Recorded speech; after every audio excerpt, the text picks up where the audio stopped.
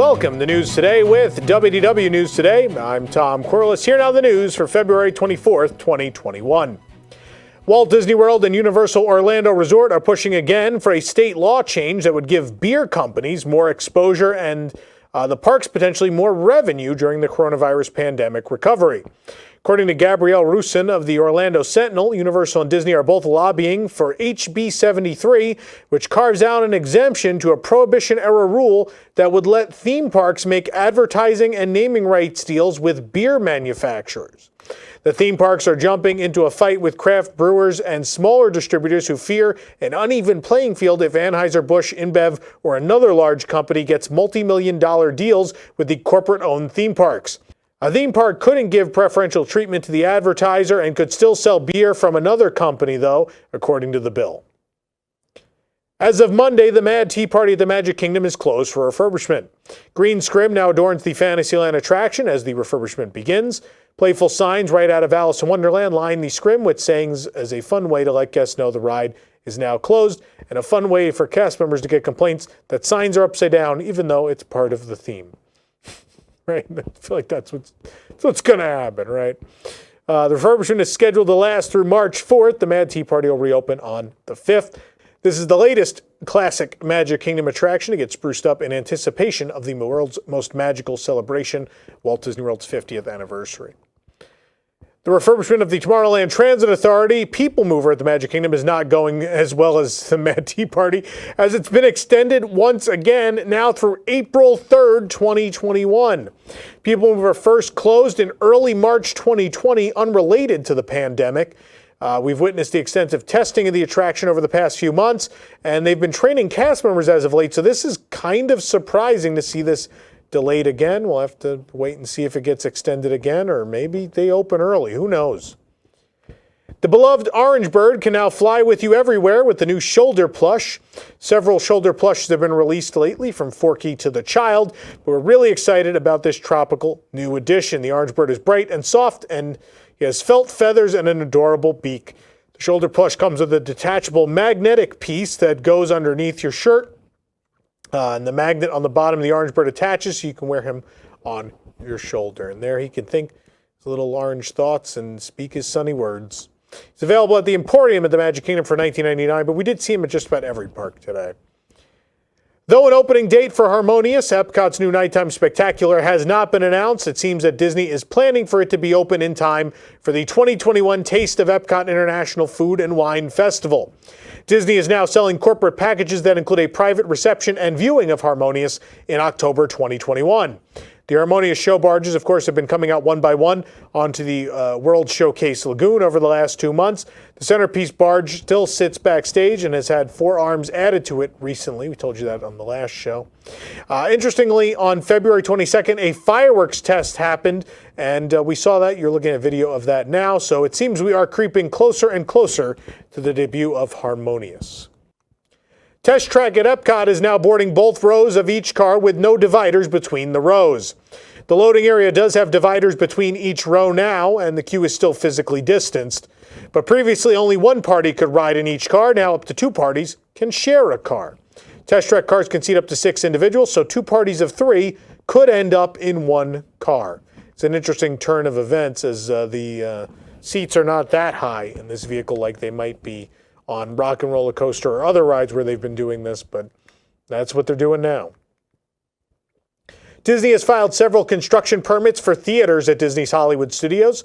3 permits have been filed for the Hollywood Hills Amphitheater, which houses Fantasmic. The permits cover both the island and the backstage areas.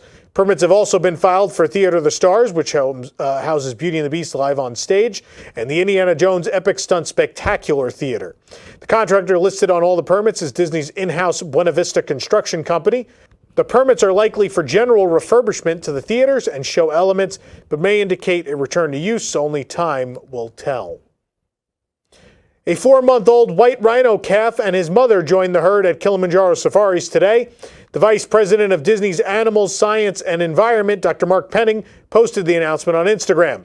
Baby Ranger is a 4-month-old white rhino calf who was born back in October at Disney's Animal Kingdom. Ranger and his mother Kendi have joined the savannah together for the first time and may be seen while riding Kilimanjaro Safaris. The white rhino is, of course, considered to be a near-threatened species as opposed to endangered, so even though that's the case, they're still rare to see. Cast members who work at Disney World Resort Hotel pool bars are starting to sport new costumes. The version at Disney's Polynesian Village Resort features an unmarked sport polo in a solid color with striped sleeves. And in fact, this shirt color seems to be the same at most locations so far, even though we thought it might be different at some. But at the Polynesian, you're looking at this coral-colored top, but we did also see this at Caribbean Beach. The bottoms are khaki shorts. We spotted cast members wearing the new costumes all over Disney World recently. New cast member costumes have been making their way across quick service locations, of course. The latest is at Roaring Fork at Disney's Wilderness Lodge. They have those same shirts that all the other locations are wearing, but their themed apron is complete with Humphrey the Bear and leather detailing. You got Humphrey over one pocket and a fish that he's chasing on the other. It's very cute. Because Disney California Adventure closed in mid-March due to the COVID-19 pandemic, the 2020 California Adventure Food and Wine Festival only lasted a few days. The festival was originally scheduled to last through April 21st, 2020. Now Disneyland Resort is offering refunds to guests with unused Sip and Savor passes. The information from Disneyland's website reads as follows, quote, "The Food and Wine Festival did not take place as planned through April 21st because of the temporary closure of the park in line with direction from the government officials.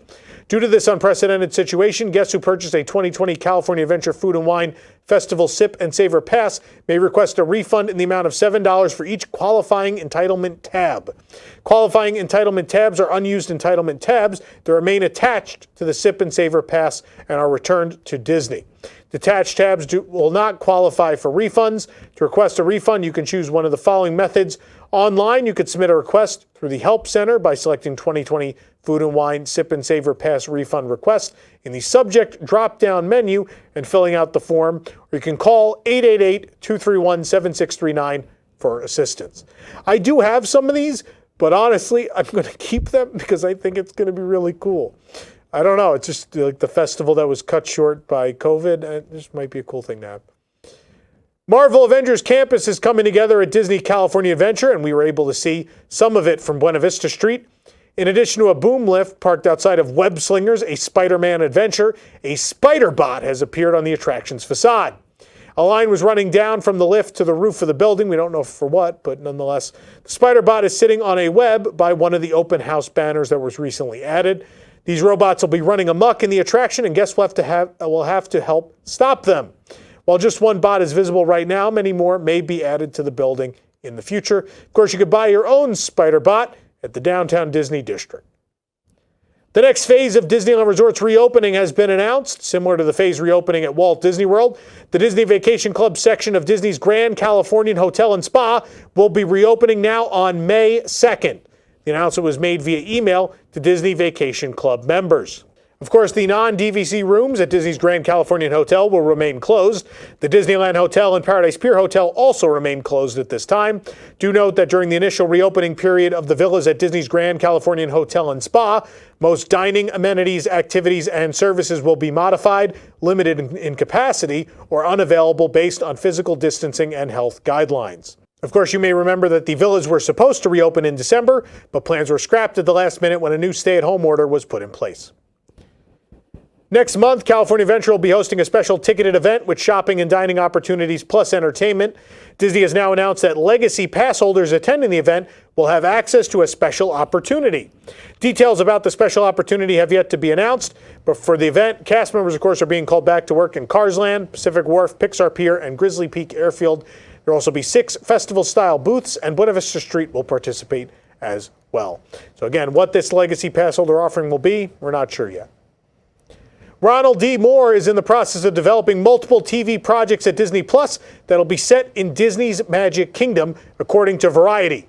The first project will be the Society of Explorers and Adventurers, which Moore will write and executive produce. You may recognize that organization as C. The series is loosely based on that fictional organization that can be found at Mystic Manor, the Jungle Cruise, and Tokyo Disney Sea's Tower of Terror and Soaring Fantastic Flight, among a number of places around the world. In the show, the themed lands and characters of the Disney parks and classic films all actually exist in another reality. Moore is also said to be working with the Walt Disney Imagineering team on other projects which would amount to an interconnected universe similar to Marvel or Star Wars, but within the world of the Disney theme parks.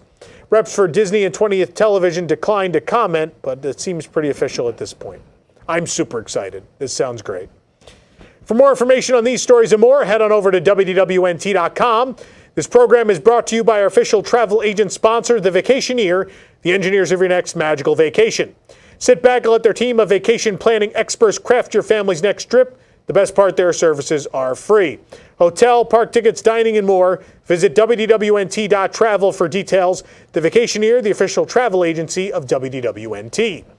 If you're enjoying the show, be sure to like this video, subscribe to WDW News Today on YouTube for more great content, and click the bell for notifications.